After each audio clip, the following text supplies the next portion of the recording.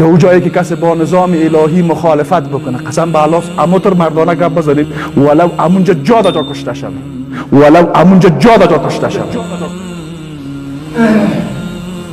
دقت کردین؟ در اون جایی که بحث ولا و برا بیا اموتر صریح بیان میکنیم.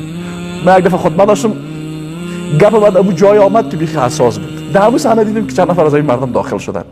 شیطان رو واسه میگه، شیطان واسه کمی دور افتاده بگو، اما تو واضح گفتم. دقت کردین؟ در اون جایی که بحث ایمان به الله و کفر به طاغوت بیا خوب مردانه میگه، بحث توحید حاکمیت بیا خوب مردانه میگه، از جهاد هم که بحث باشه خوب مردانه، از ولا برا. اما اون جایی که یک کسی باز به این نام و به این اصطلاحات همه چیز نقض میکنه، خوب مردانه با او مخالفت، هر بدی هم که میکنن بکن، هر تهمتی هم که میزنن بزن، هر فتوایی هم که میزنن بزن. ما به خاطر دین الله گپ میزنیم، نه به خاطر راضی ساختن فلانی جوان. او میگه والا استاد می تو توقع داری میگم تو بزنی، تو غلط کردی که توقعیت. ما اگه به خاطر تو گپ بزنم خیلی خوش میتونم تو رو اعتراضی بکنم که، اما خدا کنه همین لحظه از من ناراض شوی. تو کسی که به خاطر رضایت تو گپ بزنم؟ تو پیش خود چه کلام بیایی؟ برای ما رضایت الله کافی است. ما مطابق شریعت گپ میزنیم، مطابق نیاز گپ میزنیم. متوجه شدن؟ خیلی جوان میده مثلا نه حالا یه سر چی شده؟ ما هیچ چیز نشده، شما مریضین که توقع داری هر غلطی کردی من بیان تایید بکنم. بله چرا؟ چون بترسم. خیلی ها ترس سرچپه گرفتن. خب حالا گفتنش خوب نیست. خیلی از استادا را گفتم استادا اینی گپ ضرورت است بیاین نبردش گپ بزنین. استاد گفت برای جنجال جور میشه. نه گفتم میگم. میفهمین؟ نگفتن گپ در اون جایی که ضرورت به گفتن داره ترس است. میفهمین؟ این شجاعت است برای کسی که بفهمه شجاعت یعنی چی. او کسی که در اینجا میآید فقط او گپای را میگه که این امینا برش بگن بله بله بله بله. و خطاهای او مخاطبین اولیه خود گفتن نتانه ولی با ما مشکل جور میشه. اینی ترس است. و گفتن خطا در جایی که باید گفته شود ولو مشکل داشته باشه، این شجاعت و مردانگی است. میفهمین؟ خیلی ها مطابق نگاه خود قضیه را میاد توضیح میدن. شجاعت و غیرت و مردانگی را مطابق گمان خود میاد تفسیر و تحلیل میکنن. نه، دین صحیح باید بفهمید. خیلی از استادای بسیار نزدیک آمدن استاد کم اینی جنجال برای جور میکنن و ممکن جورم بکنه همیال جور بکنه. ما به تقدیر الله ایمان داریم. لن یصیبنا الا ما کتب الله لنا، لن یصیبنا الا ما کتب الله لنا. قسم به الله اگه کمی هم چرتم خراب شده باشه در هیچ موردش بسیار استاد تو مرگ در میلیون میبینی. قسم به الله چند نفر مرگ در میلیون دیدی اگه نفسش استاد چی استاد دیگه پارا میزیم اینجا میگردی. گفتم بله میگه پارا میزیم اینجا میگردم. متوجه شدیم؟ و باز خلاف اینه چی میگه؟ شجاعت مردم ده اینجا که پارا نزن فلانی تو میبینی که چی حالت داره. گفتم داشته باشه. و ما این مکلفیت خود میبینیم که اول باید در این مورد گپ بزنیم. چرا سنجیده پیش نریم؟ اگر ما در نتیجه دعوت خود بتانم در نسل سوم نظام اسلامی بیاریم، ما در دعوت خود موفق.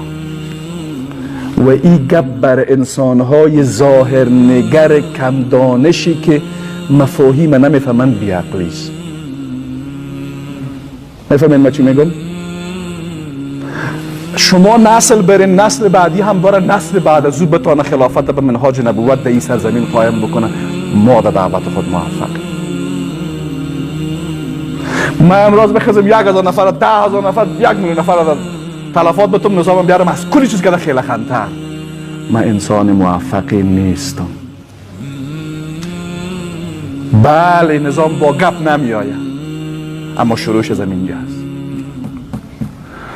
ما تا زمانی که صحابگونه عسکر نداشته باشم مبارزه ما به ضرر دین الله تمام میشه و شریعت بدنام میکنم و مسلمان ظلم میکنم و ما بجای از اینکه از مسلمان دفاع بکنم خودم ظالم میشم. نشدیم راست بگیم، نشدیم کت خود صادق باشیم. مسلمان سنجیده عمل میکنه، در بدترین حالت سنجیده ترین رفتار مسلمان داره. بعضی ها تصورشان نیست که هر قدر بجای و بیجای خوب پرجذبه شدن حتما نشانه ایمان است. بعضی وقتا نشانه بیعقلی است. بفهمین؟ جایش باید بفهمین، موضع را باید بفهمین، سنجش باید بکنیم.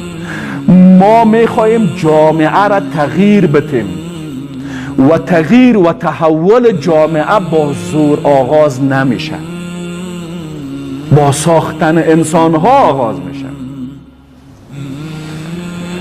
تغییرات بزرگ اجتماعی با نوک شمشیر و میل تفنگ نمی آید، با ساختن انسان می آید.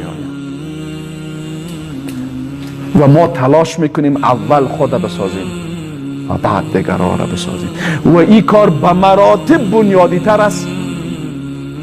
ایست که ما برم شمشیر بگیرم 2 نفر را بزنم، نفر سیمی مرا خوب یادم میاد. این مراحل ما بسیار با درجه بالاتری از جذبه سپری کردیم. خب همین جوانایی که اینجا ممکنه میاد بسیار بعدش آمده باشه که چی گفته رئیس، از همینا کردم ما 100 برابر جذبه بالا. اونایی که برام میشناختن از سابق میفهمن که من چی میگم. یک روز در درس یک استاد چشته بودیم آیات سوره توبه را خواند سوره انفال هم خواند. خیلی گفتم استاد همین نفاقی را که تو هم میگی بعد دارم دمام داری چه وقت میره خلاص میکنی؟ استاد آدم مربی بود، خنده کرد به من، خلاص چیز نگفت. دیگه روز مرا خواست بیجه، رفتم پیشش گفت چند سال درس خوندی؟ سال آخر پانتون بودم 16 سال. گفت تو هم چی میخوایی؟ گفت معلوم دار بود ما چی میخواست. ما به اون کارا آماده بودیم که جوانا کلهشان هم نمیکردن.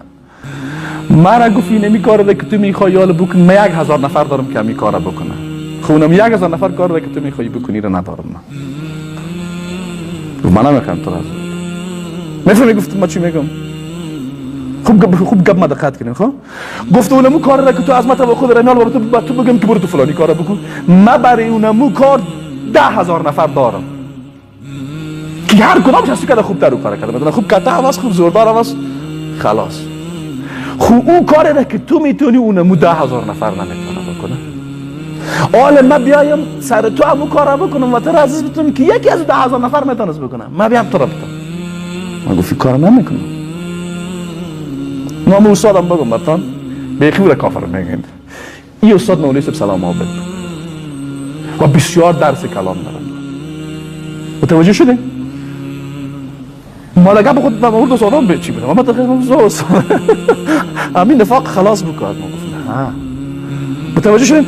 خوب شاید ما در اونجا گرچه الحمدلله همون وقت درک کردم گپ استاده، اما حال خوبتر درک میکنم. حال من میایم همون گپ میگم نه درک میکنم گپ خودم به قناعت قلبی خود میایم اون گپ میگم. پس ما باید بفهمیم این احساسات و عواطف دینی ارزشمند است، بد نیست. من اینا را بد نمیگم، خود تقدیر میکنم هر قدر بالا باشه. فقط یک گپ میگم که امی احساسات و عواطف مطابق شریعت و عقلانیت تنظیم شود. میفهمید؟ امی احساسات و عواطف باشه خوبم باشه، خوب زیادم شود، اما چارچوکات شریعت و عقلانیت نقض نکنه. لا یؤمن احدکم حتی یکون هواه تبعا لما جئت به. گاهی وقتا اینا به هوا مبدل میشه وقتی شریعت نقض کرد و عقلانیت زیر پا کرد. فهمیدیم؟